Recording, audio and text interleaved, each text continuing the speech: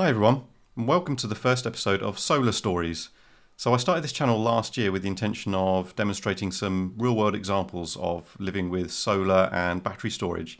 And I realised that actually there's loads of stories out there from people who have these systems installed.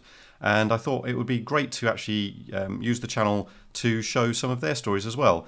So this is the first episode, and today we have John, who lives just north of Newcastle, and he's going to talk about his GivEnergy system with his 5.1 kilowatts of solar panels. So without further ado, let's get started. Right, hello everyone. So it's my great pleasure to introduce you to John today. He's going to show us his system and some of his experiences with living with that and some of the data, hopefully. So welcome, John. Thank you for joining us. It's a pleasure. I guess the first question I would like to ask you, I'm going to run through a list of questions. John's been given these prior to this interview, so he's ready to answer in as exhaustive detail as he likes, really. The idea of these is to give people an idea of what it's like to live with solar and batteries and all that stuff. So the first question I would like to ask you, John, is can you describe the system that you have? How many solar panels you've got, their orientation, what sort of battery and inverter you have, and all that other stuff that you'd like to share? Sure, yeah. I decided to go with a GivEnergy system, so I just shared the screen there just to show you the actual house and the panels on the top.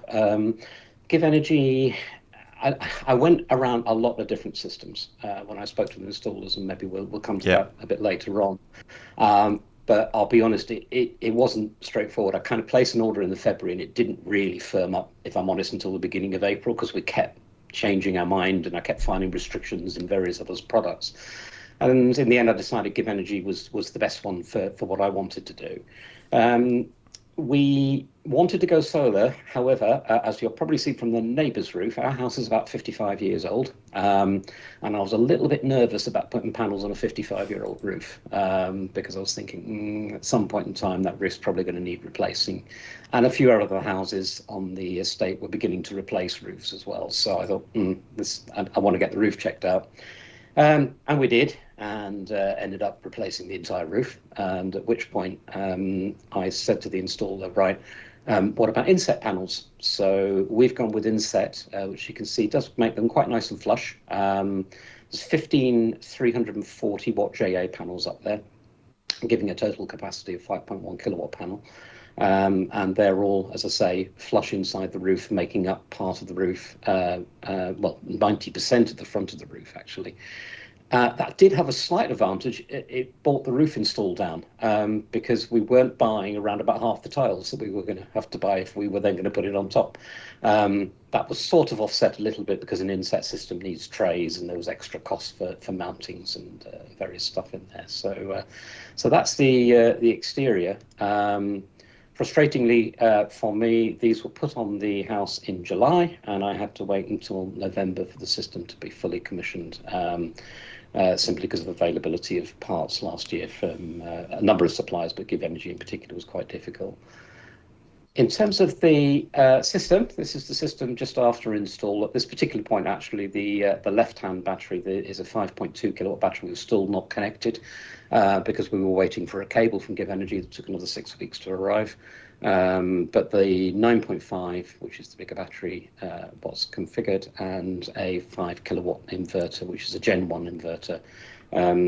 GivEnergy are in the process at the moment of changing their inverters to a Gen 2 version, which has got slightly better specifications. The main thing that's different is the charging capacity of the battery, that it can actually charge the battery at roughly 3.6 kilowatt hours, whereas the one I have here can only do 2.4, which is a bit of a problem sometimes for me, but I got frustrated and said, just stick the Gen 1 in. I can't wait any longer. And I'm kind of glad I did, because I'm hearing that, Gen 2 is only just now beginning to ship. That's exactly what's happened to us. In fact, you've got a very similar setup to what we're intending to install.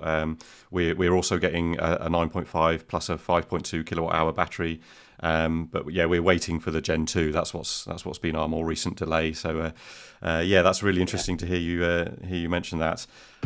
So you mentioned that you got your system installed it started in July but wasn't fully commissioned until October.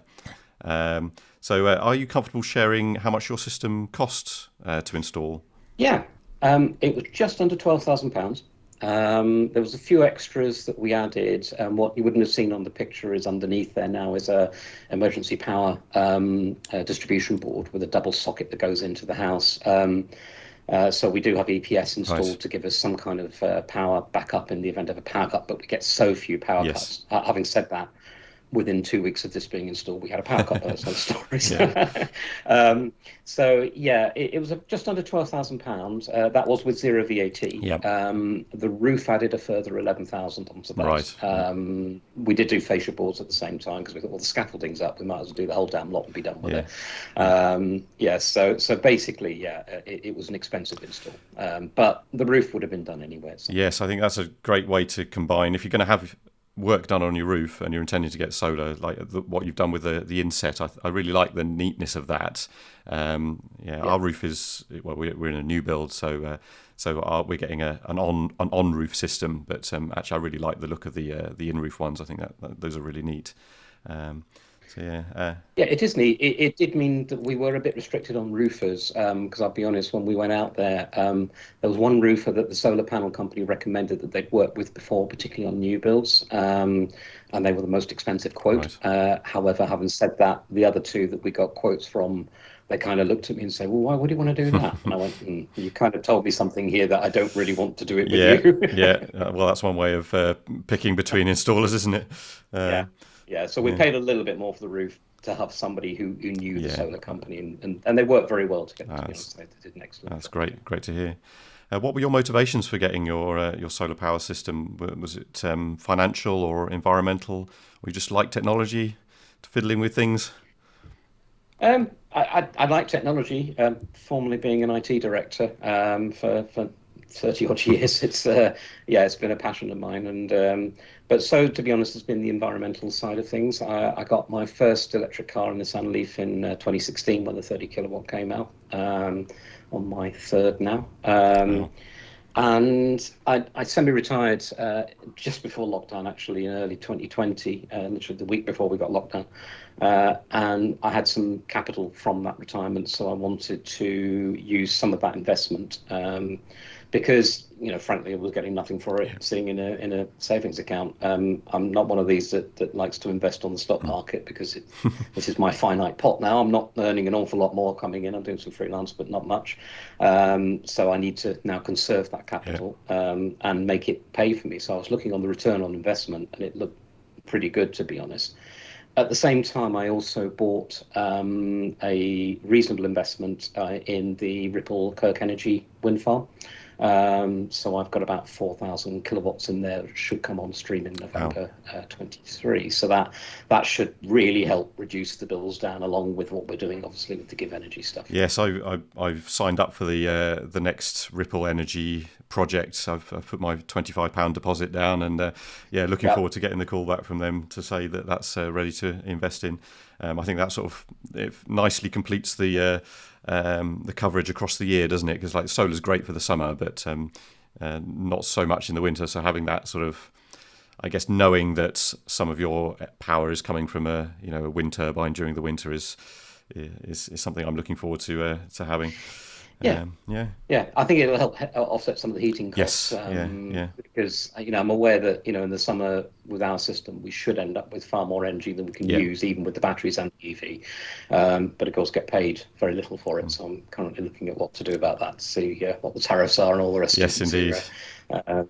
yeah. So I think you do get, I think you do get a little bit more savvy about what's going on and what options you've got available to you, particularly sort of overnight charging, because that's one of the main things that I wanted to do with this system during the winter. So that's why it was sized at around about 15 kilowatts.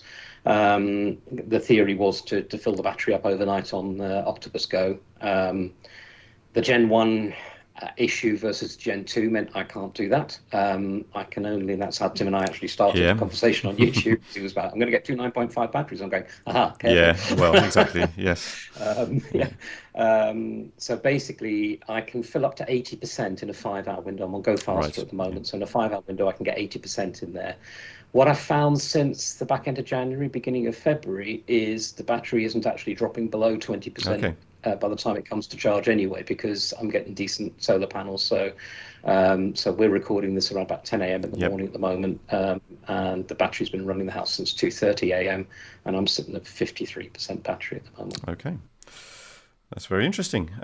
Cool. So, how long ago was it that you decided to start looking into getting solar and investigating those options? Um, Quite a while ago. I nearly went with it 10 years ago. But I'll be honest, when I looked at the numbers, it was coming to the end of the sort of really big fit payments that were around. Um, we decided not to go with it because the actual generation that those panels could do was quite low. And that's one of the things that I think has changed quite a lot in the technology now, that the amount a single panel can output is substantially higher than it was 10 years ago. They're a lot more efficient than they were. I suppose I started looking seriously about 2 years ago when I went down to Fully Charged at Farnborough, and started sort of looking around there, and also watched Dan Caesar's Fully Charged series on the home, which I thought was very good, and it was very balanced and gave a lot of information about various things. So probably about 2 years ago I started. I am a bit of a researcher, I'm afraid. When I'm looking to buy something, my wife drives her potty, because I'll spend probably 2 months before I'll actually even go and look at something, doing sort of digging around and watching YouTube videos and all of those kind of things. So I did do quite a bit of research before I started contacting installers, and I actually found a lot of the installers I contacted, I knew substantially more than them, because all they wanted to do was sell a package. Yep. They literally were coming out and saying, well, we sell Solace with Fox Yep. batteries with this, and that's it, and there's the price. And that was it. There was no even discussion about the number of panels I could get on the roof, or it was just sign here, there's the forms, and that's why I went with the installer I went with, because I was able to have a two-way dialogue. He's passionate about the technology, he's been in it for 10 years. That was important to me, that I could have an installer, that I could have a sensible conversation about my requirements. I totally agree. So you obviously picked your installer and set up the initial design. Has the design changed much because of the delays between when you initially signed up and then when you actually got it installed? The design changed a little bit. We added the 5.2 battery. Initially, it was just a 9.5. Well, it was an 8.2, because at that time they were 8.2 batteries. Whereas, so we upgraded that to a 9.5, and we added the 5.2, and we added the emergency power. Right.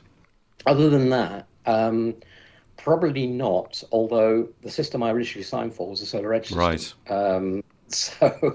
And then it went to a Solace with pylon tail. Right. And then eventually I went back to GivEnergy. So I started the conversation with the installer about GivEnergy, and kind of went through two different products, decided against them for a variety of reasons, and came back to selecting GivEnergy, mainly, to be honest, because of local control. That was very, very important to me, that I wanted the ability to be able to manage this device if the servers provided by that business were either no longer available or were temporarily unavailable. Yeah, this is something I was wondering about myself, actually, and I was concerned about the fact that so many systems seem to require cloud servers to run now. So when you I didn't actually realise that GivEnergy had a local control system. So can you talk a little bit more about that? Because I'd actually like to learn a little bit more about how that works. Yeah, I mean, GivEnergy, I don't think it's actually GivEnergy system. I think it's been written by an enthusiast, Right. and then and it was written to work with Home Assistant. So GivEnergy opened up their API to give you the ability to talk to the inverter locally. And there's various people, if you look around, you can find Raspberry Pi projects with little displays that tell you what's going on, sort of like a smart meter. But the GivTCP application, which typically would run alongside Home Assistant, is extremely good. I mean, this is my dashboard, Right. Which I tend to use rather than the GivEnergy Cloud dashboard, to be honest. Simply because I find I get a lot more information out of this. I don't typically use it to control the batteries, because I tend just to set them and let them get on with it. I know a lot of people are constantly sort of pausing the battery discharge and then starting it back up again, and I see I'm going to stop it here because we're going to, I'm running this, or I don't want it to discharge until this time. And my view is, well, there's 24 hours in a Mm. day, and it doesn't really matter to me, other than the fact that I try and do as much as I can in the off-peak period, obviously, because that's cheaper. But during the remaining 19 hours of the day, I don't really care where I'm pulling from the grid if I run out of battery Yeah. power. It doesn't matter to me whether it's at 5 o'clock at night or whether it's at 9 o'clock in the morning. A slight exception to that with these saving sessions we've had recently, where you can be paid extra for not using as much power. Although, to be honest, I've not really gained from those because certainly the last month or so, my battery runs the house in those Yeah. savings periods. So when you look at what I'm saving nothing because I'm not using anything. So not as far as they're concerned. Yeah. Um, so the Home Assistant dashboard, this you can build yourself. So I've got a variety of bits of information on here, but this is what I tend to use most. You can access it remotely. There is a connector that you can use on an app on the phone, so you can get it remotely. But what it does do is it gives me the ability to see some more of the internals. So I can see, for example, the voltage on each Mm. string. I can see the wattage on each string, and I can also keep an eye on the battery temperatures and state of charge on the capacities as well. So that gives me quite a bit of information. And behind each one of these is a graph as Ah. well. So you can drill down, and you can even drill down even further on that and actually choose a date period. So I can go for this month and select that, and that will actually Ooh. show me the graph for the entire month. So if you want data, if you like analyzing data and looking at data, this is the thing that I find is much more flexible. It also gives me the ability to set some automations up. So, for example, I've got an automation on there that if the grid import at certain times of the day goes above 2 kilowatts, I get a notification on my phone. So I can be aware Ah. that we're suddenly consuming quite a high amount of electricity and ask the question why. Um, so you can do things like that. When the battery drops below 30%, it sends me a text to say, just to make you aware, you've only got 30% Right. battery left. But it only does that at certain times of the day. Okay. So if it gets to 6 o'clock at night, it doesn't bother telling me that battery's dropped below Yeah. 30% because I'm not Yeah. interested. So Home Assistant can give you quite a lot of automation. I am looking at it at the moment to see what else I can do with GivEnergy plugs and potentially turning things on at certain times. Right. But again, I can't really think of it other than charging the car and looking out the window and saying, well, it's sunny and the battery's got quite a bit in it. Let's turn the washing machine on, which we wouldn't do via a plug anyway because we can't. It hasn't got that capability. So I just think it gives you a lot more functionality. Having said that, the GivEnergy dashboard, I assume you can still see that okay on Yes, the I can. screen. Yeah. That is quite good, and it's got quite a lot of information. So you get generation Mm. today, consumption. I can see obviously the current generation is 2 kilowatts. Updates every 5 minutes, but this is coming from the cloud. So if there's a Yes. problem with the cloud, you won't see this Right. data. Yes. Yeah. However, on their app, certainly on the iPhone and Android, that you can connect locally to the inverter as well, and you Right. can see information. So you even have local control on the app Okay. actually, if you want it, and you can change settings Mm. locally. And that was important to me because when I looked at Solus, it was all in the cloud, all based in China, Right. and I'm going, I'm not sure I'm particularly comfortable with that. When I looked at Solar Edge, some very clever stuff. Interestingly, at the time I looked, you couldn't change your battery settings. Yes, I've heard that. Yeah. So what I what I did last night, I said, oh, it's going to be sunny, so I'm going to change my battery down to 60% charge. So I can get that through the integration with Solcast. So this is today's predictions. Right. Um, I basically was able to change that on a Solar Edge system at the time I looked. I couldn't have done Mm. that. I'd have had to actually ask the installer to do it. Yes, I believe they are looking Uh, into fixing that, but yeah, yeah, that's yeah, I yeah. heard they were looking into it, but there was no, they wouldn't give me a commitment. They Mm. were going to Yeah. do it. Yeah. Yeah.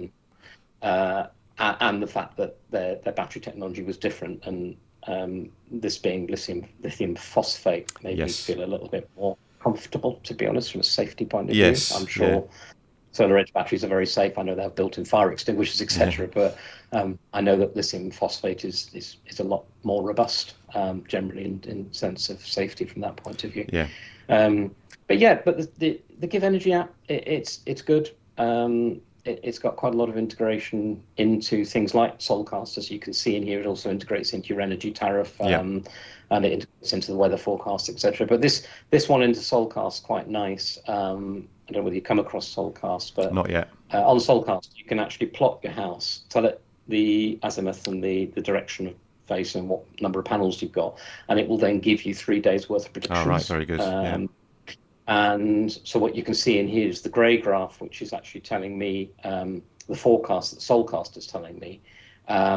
We've got an actual energy generation, which is the yellow part of the Yep. graph.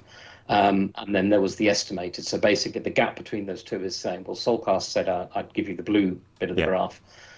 In my case, at the moment, I'm getting the yellow. Right. That will probably be because it'll be another half an hour before the sun's actually pointing directly at the panels, Right. because of the way it's coming around the side of the house. So at the moment, it's actually a side on onto the Right. panels. So some of those panels will be getting full sun. Do you? Sorry. Um, Just very quickly. You don't have any shading on your roof at all, or? no, I'm very fortunate. There's a couple of big trees which are further back on a field behind my neighbour's house across the road, and then a field, Right. which are a bit frustrating in the winter, because the sun dips behind them a little bit too early for my liking. But I'm not going to get those changed because they've been there for Yeah. years. So, Yeah. but no, we have no direct shading That's at all. good. So Yeah. I'm very lucky that didn't. There was no point in going for Yes. That was the. optimizers Yeah. That and was the other question I was going to ask. all of those kinds of things. It just didn't make any sense at that point in time. Mhm. But no, it's evolved. There's no doubt about it that the GivEnergy app, they are very responsive to adding new features and fixing things and bringing things in. They don't always get it right. Nobody Yep. does. There are some frustrations with a few things that have been going on for a while that they're still trying to fix. But having said that, they are responsive and trying to fix things, and you can have a dialogue with them. That's good. And again, that was important, that I felt I could pick up the phone and have a conversation with someone who could say, well, yes, this is where we are. And a good example of that is I had a problem with a reserve, because you can set a reserve on the Mm. battery to a certain percentage, and that will hold that back Right. in case you have a power Yeah. cut. And it wasn't working. It was draining the battery down to Ah. 4%. And I rang them and they said, yep, we've got a piece of software for the firmware. I'll put it on your inverter now, give it half an hour, set it again and test it, and it was fixed. Wow. And that was done within 20 minutes. Oh, brilliant. So I can't fault them for that. They're pretty good Fantastic. from that point of Yeah. view. Great. So we skipped over this earlier, but just to circle back very briefly, how long did your install for the whole system take? Well, I suppose technically it took about 5,000 Yeah. capability. Yeah, I mean the roof panels were obviously done as part of the roof. The Yeah. whole roof was a week, and 2 days of that included installing the panels. Then I had that frustrating period between July and the 2nd of October was the actual first part of the install. So that was very frustrating, watching even more sun sort of coming down, particularly as we had all that really hot weather as well. Coming down on the top of the roof and going nowhere because it was just wound up on a cable Yeah. on an isolator in the garage. But there you go.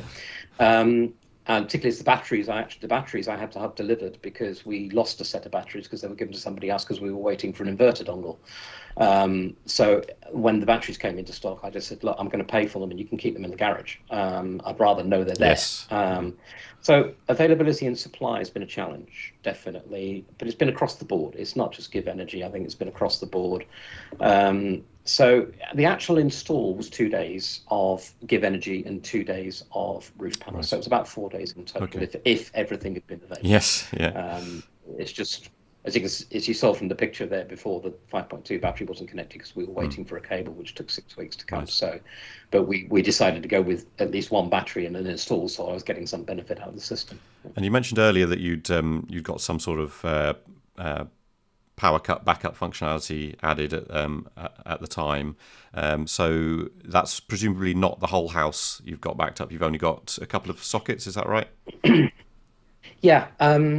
Basically, what was explained to me is obviously it's a bigger job to wire in part of the sockets. The way our house has evolved over the years, we've got some not strange circuits, but we've got circuits which our house actually was originally all on one ring mains. Oh, right. for 13 amp sockets, whereas when we did some decorating work and refurbishment work in the lounge, we've got a separate circuit put in. The kitchen actually is on the main ring mains, apart from the utility room, which is on an extension. So we've got some various sort of sockets which are all over the Right. place.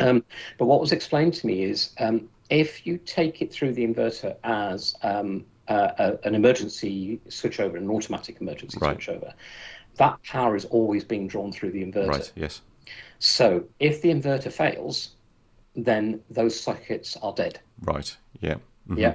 So I thought to myself, well, hang on a moment. I've no idea what the response time, because there is no guaranteed response time to fix an inverter. It's under warranty, and Right. I've taken extended warranty, but they could take 10 days to turn up. And in the meantime, my freezer's got no power, Right. or Yes. my telly's got no power, or whatever. So I don't really want to go down that route because we get so few power Mm. cuts. So what we did is we did the simplest solution, which was also the Yeah. cheapest, which was put a double socket in. You have to have a separate earthing rod. I think they call it TNS or something Right. like that. But it's a separate earthing rod which had to get drilled down into the soil to connect to those sockets so that they have their own earth in the event that the power supply is there. And within 2 weeks, we did use it because we actually had a chicken casserole cooking in a slow cooker and had a power cut for about half an hour, 45 minutes. So my wife was panicking that this chicken casserole was going to be ruined because she didn't dare eat chicken that was half cooked. Sensible. So I just picked up the slow cooker and plugged it into the porch Brilliant. and ran it until the power came back on. Very good. Yeah. So, Yeah. so there you go. So it was used in anger and tested. Wonderful. Yeah. So And did the job. very quickly, actually, I'm interested to know: are you able to actually use your solar panels as well at the same time, or do those cut off in the event of a power cut? My understanding is the panels will continue to charge the batteries. Ah, right. Yes, Yeah. that's It's one of the things that until you live with these systems, and they've all got, from what I've read, they've all got sort of different quirks at how they work. For example, my system can only provide 2.6 kilowatts of yeah. power to the Hmm. house. So if I use more than 2.6, then it starts drawing from the Yeah. grid.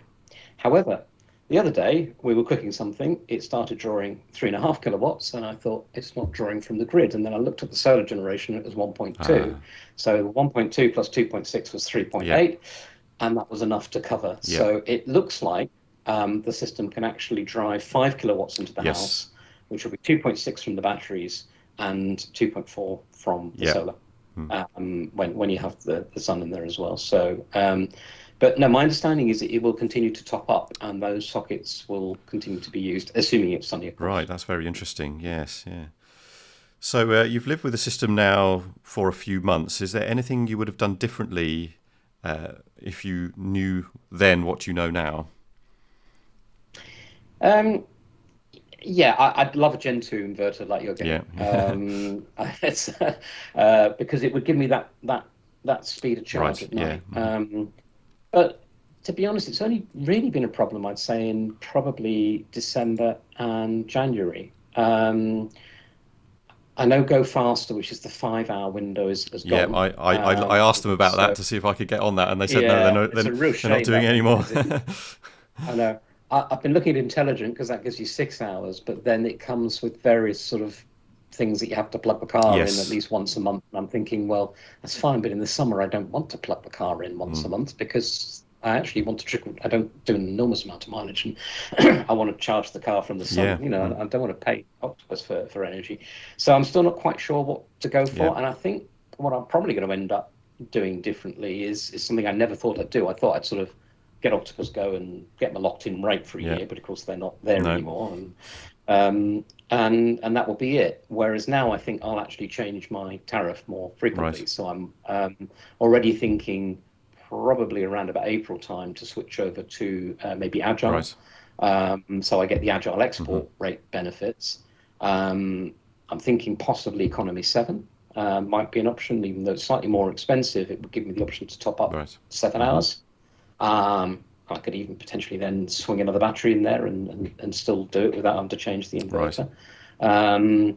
So I'm kind of, yeah, I would have loved the Gen 2. I asked for Gen 2 when I ordered it. Gen 2 had been announced, but it became very, very obvious that it was going to Yeah.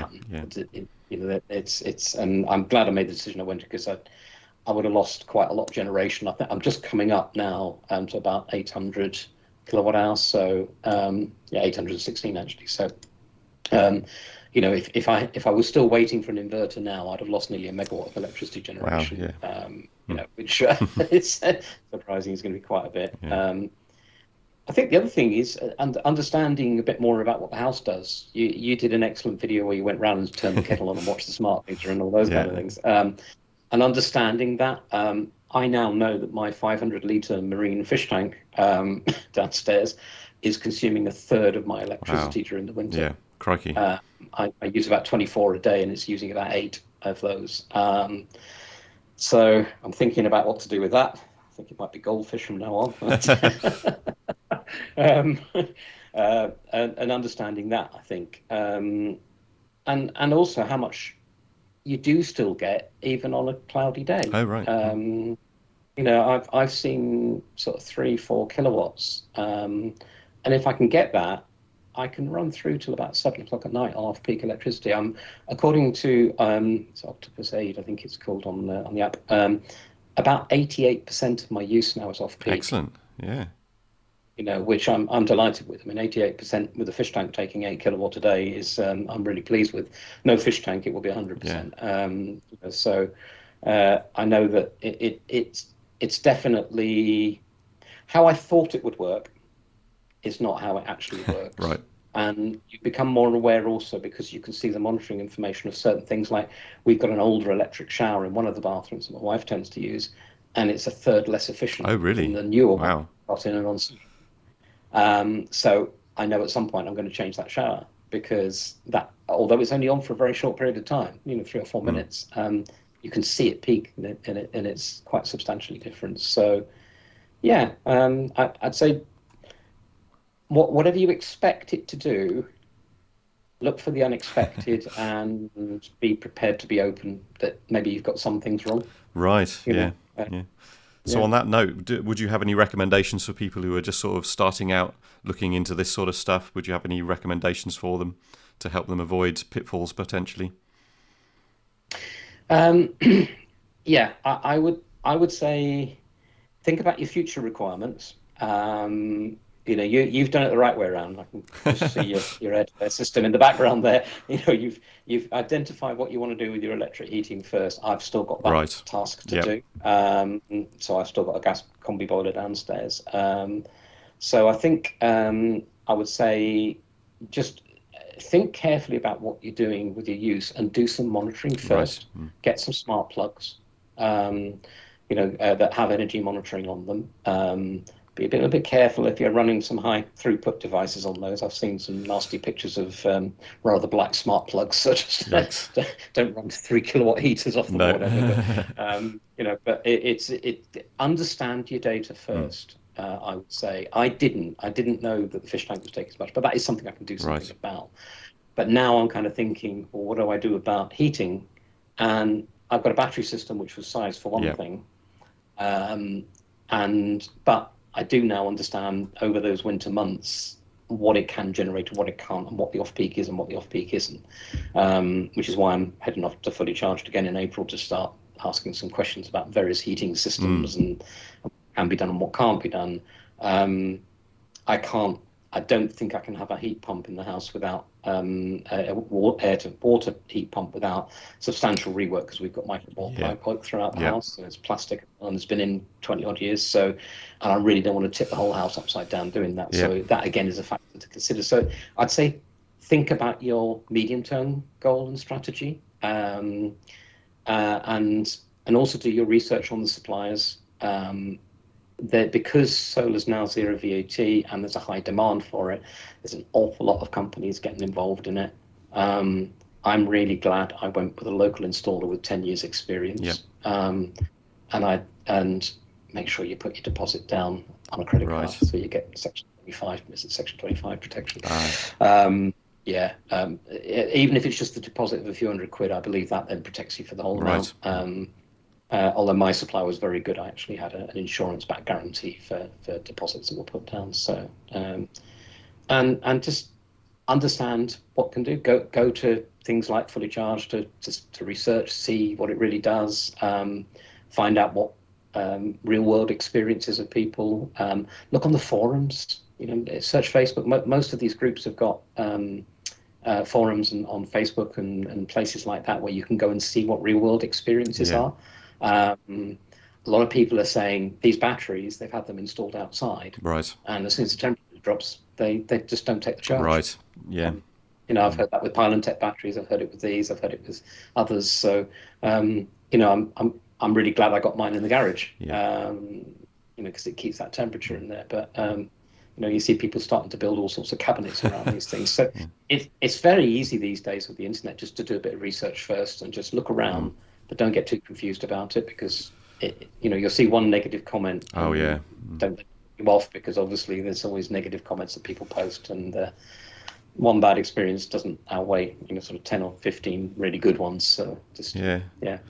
research. Yeah, I couldn't agree more with everything you've said. Really, I mean that's partly why I've started this series of interviews. I think is to show some more real world examples from people who've lived with the system, different types of systems and stuff. So yeah, your view on these things is very valuable, and I'm sure lots of people will get a lot of benefit from watching this video. I hope.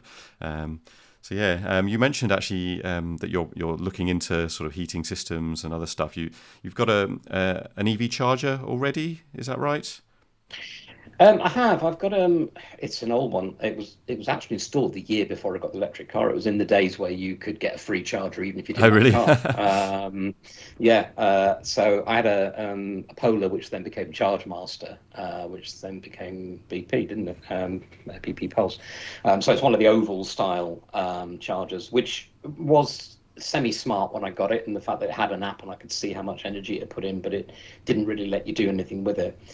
I've supplemented that. I got an Ohmi Go cable, so it's like an Ohmi charger with the remote app capability. It's actually intelligent, Okay. capable, and plug that into it when the smarts completely stopped working after the 3-year grant thing ran out. And I've been using that more recently, and that integrates into the car, so it knows what the state of charge is on the car, and you can set it to certain levels. You can do preconditioning, etc. And it's okay, but it has no capability to do solar excess. Yeah. It has a solar setting, so I can actually dial the charger down to 6 amps or 10 amps. Right. But I kind of do that in the car if I really want. But then you're constantly sort of looking up, go, oh God, it's gone down. I've got to go out and stop the car Right. charge. Because what I have found is even though I can remotely tell my car to stop charging, because it then still sees power coming in, it suddenly sort of says 10 minutes later, oh, I've got power, I'll charge. Right. So unless you physically pull the plug. So I'm looking at what to do. GivEnergy allegedly have a car charger. Yep. It's been available to pre-order for quite some time. I'm not seeing any signs of it at the moment, so I've kind of parked that one for now. I have looked at Zappi. Zappi seems to really have the capability to do it. The problem when you've got batteries is you don't want to drain the battery. Yes. So you don't want to be a situation where you're plugging the car in and it's sucking all the house batteries up.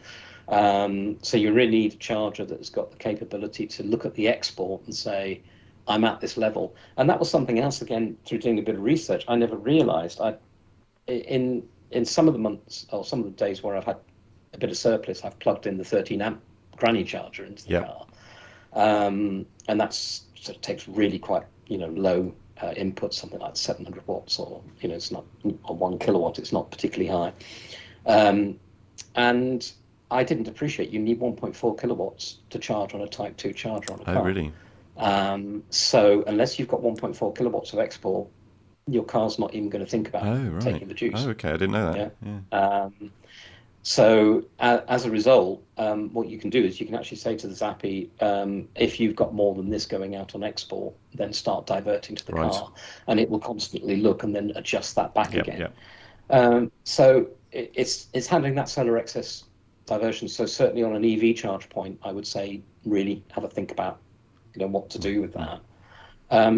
With other things, and it's a bit of a dilemma because we don't use a lot of hot water. Right. Our washing machine's cold fill, the dishwasher's cold fill. Because we have a dishwasher, we don't do much washing up. We don't tend to use the bath. We use showers, they're electric. Right. So I don't think doing anything. I think probably water will probably be my last one, Right. which Yeah. for a lot of people doing solar is one of the first ones because they want to use the cylinder Yeah. as a Yep. battery, which I don't think you've been Yeah. doing That's that. what we're going to do. Yeah. Yeah, yeah, but I don't have a cylinder Right. because it's a Yes, combi of boiler. course. Yeah. Um, so so I think to be honest, the next step probably will be I might do something with the Yep. charger. Um, but I kind of really want to see what GivEnergy do because I know that integration is going to be a lot tighter. Yes. Yep. Um, and so I'm sitting on the fence. I nearly ordered it about a month ago, and then I thought, no, I've got a charger that works. I can work around this. Um, get down to fully charged in April and see what's down there. Yes, we're holding out for the Give Energy one. I was going to give them a ring to see if they've got any news about when it might be available. For exactly these Yeah, reasons. yeah, I think it says coming soon on the Yep, website now, yep. and I yeah, keep that's checking in, and it's like it's always coming soon. I did half wonder since I've now got a sort of reasonable platform that I might persuade them to send me one to test on the channel, but yes. we shall see. They were allegedly they were doing some tests maybe about 8 9 months ago. Yes, They yeah, did put up a little thing and said if anybody wants to test them, but I hadn't got my system in at that yeah, point. yeah. Um, I I did get a bit of a hint that they kind of at that point they picked a charger and were going to adapt it Oh, really? for the UK market, and now they're actually designing their own. Ah, I think it was one of their techie guys put a comment. It was something along the lines of, "Yes, we've learned now to design our own rather than rebadge oh, something else." interesting. Yeah. I kind of read that as, "Oh, does that mean you've gone a different direction?" And it does look different. If you look at the website now, it actually looks different compared to the first pictures we got. Right, right. Okay. So maybe that's the case. But I'll probably live with that unless I go down to fully charged and think, oh, I really want one of Yeah, them. yeah. That'll do the job. But again, it's planning ahead, thinking about that intelligent. Do I go intelligent octopus? Only certain cars Yes, and certain chargers work with intelligent yes, octopus, yeah, yeah. for which Zappi is not there No. yet, but there's been some very strong hints that it's Oh, going to be really? soon. Okay. Both Jordan and Greg from Octopus have said it's on the way, Right. so I trust them to do that. My car it keeps appearing, it's a Hyundai, and it keeps appearing in beta and then disappearing again. So I'm guessing that's not there yet. So yeah, I think it's yeah. I'll hold off on that, and then the heating, I'll have to see. Yeah, I'm really not sure what to do on the heating at the moment. yeah, yeah. Um, yeah, our boiler's not that old either, which is it's only about 7 years old, so it does feel as though you're potentially throwing an acid out, so it's still working, but it kind of irks me that it's running on gas. Yes, exactly. Well, that was our feeling. We're only using our gas boiler for the hot water at the moment, and in the spring we'll switch Yeah, over to using the solar for that, and yeah, using an eddy device. So yeah, we're planning on getting rid, even though the boiler will only be a couple of years old. I'm quite happy to get rid of it. We'll see if it can be reused somewhere, but yeah, I just feel more comfortable, not having to rely on yeah. gas. Yeah, no, that's great. I think we more or less come to the end of the questions that I've written down. But is there anything else you'd like to mention before we wrap this up that you think people would be interested to know? Um, I think the main thing is just don't get hung up on all the figures. Yeah, Let it do its thing, but just watch what's going on. Obviously, make sure that everything's working all right. But um, you you really find you do start to do things differently. And the first sort of night we had our system up and running and the battery was charged, and I was sitting there thinking, this is just feels really weird. The house is running on a battery, yeah, which just felt strange to do yeah, that. yeah, But I would say just it's planning. Think about what you're doing. Don't rely on a particular energy tariff being there. yeah, So please don't go away and buy 24 kilowatts of batteries because you know that Octopus have got this particular yeah, tariff at the moment. Who knows what they'll have that tariff in a year's time, as we've all seen in the last few yeah. years. Um, so just be a bit careful, where you're looking at that. And think about the medium plan. That the medium term, I would say, is the key thing. That's where I've gone wrong a little bit. I wish now I'd sort of thought about the heating Right, first, right. um, and tied that in. But it's not, what I've got will work. it's not going to be a massive problem. And watch that main fuse. Yeah, right, Um, I have got close. I've got an 80 amp right, fuse in right, this house, and I've got fairly close to it a couple of times. Looking at the graphs. Yeah, that's why I'm looking at a car charger that can actually monitor the grid right. incoming, and if it gets a certain amount, it will pare the car charger down. Ah, very good. Yeah, yeah, Uh, but just be a bit careful on your main yeah. fuse, because these things draw a lot. I mean, with this drawing 2.4 kilowatts, I've got the tumble dryer on overnight. I've got the washing machine, what do you call it, dishwasher on Yeah, overnight. I'm charging the car overnight. yeah, It doesn't take much to get 14 kilowatt input, right, 15 kilowatt input, and 18 kilowatt input, and I'm looking at a main fuse. right. So, Yeah, uh, yeah, yeah, so, so yeah, yeah. just be careful. Just when you're designing things, don't forget about what you've got coming into Yes. the house. Yeah, we have Yeah, 100 amp fuse in our house, so I think we're going to be just about okay. It's something I've wondered yeah, about, especially now that we've electrified our heating. But I think if we don't typically run the heating overnight, so that's when we're going to be drawing, heavily with the car charger, for example, and charging up the battery. So I'm hoping that we'll be okay, but it's definitely something that, as you say, is worth at least understanding what your limitations are, yeah, and not not stressing things yeah. too much. Uh, Because the installers won't tell you these no, things yeah, typically. yeah, And it's they kind of expect you to know this and be aware of things, but that's the one thing I would say. With a lot of the installers, they're very these ones that are selling packages, they they they don't understand the whole picture of things. The installer I use also does install heat pumps. right, He installs air to air. He installs air to water. And he does thermal solar, so he knows the picture. great, Yeah. yeah. If you're responsible for knowing that whole picture, it's a tough gig to understand it all when you're not an electrician. Yes, it can be very overwhelming. I mean, I obviously started learning all about this stuff when I started the channel last summer, and I've learned an enormous amount, even just through the interactions with other people on the channel and talking to people like yourself.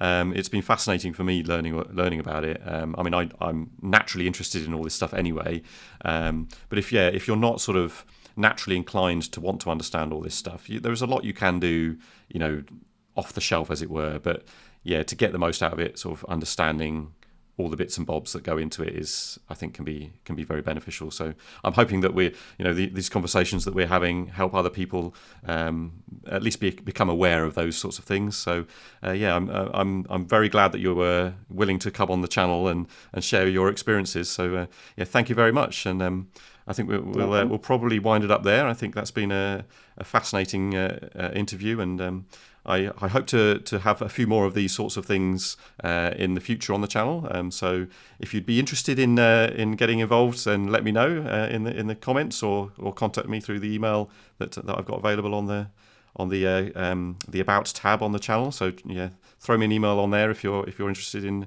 getting involved.